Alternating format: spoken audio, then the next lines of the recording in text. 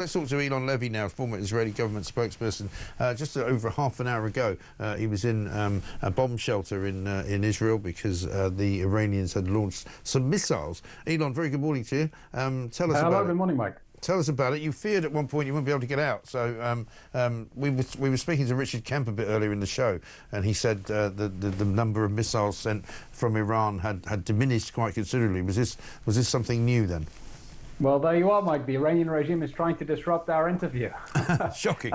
As if we didn't hate them enough. This is a reality that the Israelis have been used for a long time, unfortunately, to running to a shelter because of missile sirens. But the attacks from Iran are a different scale of threat altogether. The Iranian regime has been launching very heavy ballistic missiles. We're talking warheads of maybe up to a ton of TNT. They've blown up buildings, they've blown up a hospital, they've blown up a cancer lab, they've even blown up a treatment clinic for disabled children.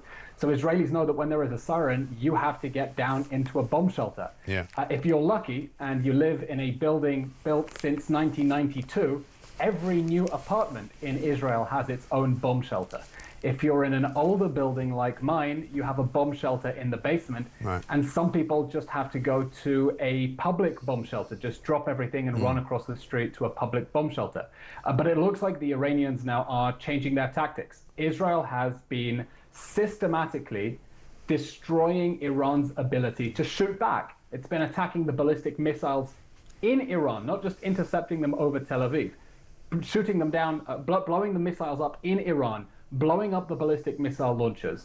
And now the Iranians, instead of launching 100 missiles in one go, are spending 6 or 7 over the space of 40 minutes to try to grind people down and wage a war of attrition against Israel. Right, and how is that affected by the Iron Dome? Because obviously we knew from last week and the week before they were sort of firing so many missiles through that some were getting through, right? Yeah, well, the Iron Dome is meant for much shorter range missiles. Israel has much bigger interceptors to take on threats from Iran. But of course, Israel's air defenses are not hermetic. We don't have an infinite number of rocket launchers.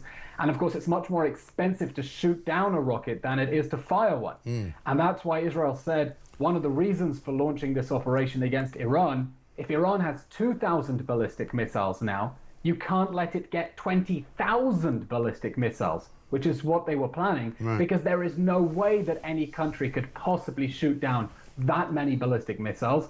And right now, Israel is focusing not only on the nuclear threat, but also on the ballistic missiles and stopping the Iranian regime's ability to continue waging that war of aggression. And what's the sort of threshold or the bar, if you like, for activity from Iran before Donald Trump turns around? I realise you don't speak for him, but before he turns around and says, we'll be back. Well, before President Trump's extraordinary and brave intervention against Iran, Iran was shooting ballistic missiles at Israel several times every day, aiming at populated areas, and Israel was going it alone against the Iranian regime to stop it from getting nuclear weapons and building that ballistic missile arsenal that has threatened the whole world. And Israelis are very optimistic now that President Trump has managed to destroy Iran's nuclear facilities, but you know, it's not over for Iran's nuclear program. The US dropped several mop bombs, and Israel's now going to have to mop up the rest. Yeah, it's an ongoing saga, isn't it? But we wish you well. And luckily, Donald Trump apparently now is on your side as well, so that's good. Eylon Levy, thank you very much indeed for talking to us, former Israeli government spokesperson.